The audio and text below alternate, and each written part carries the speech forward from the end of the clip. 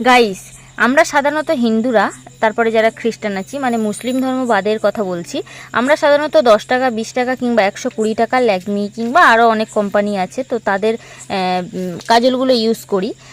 আজকের আমি তোমাদের সাথে এই ভিডিওটা শেয়ার করছি এই কারণেই যে আমার বান্ধবী আমাকে এটা গিফট করেছিল, যেটা এখন আমি পরছি আমার হাতে যেটা আছে।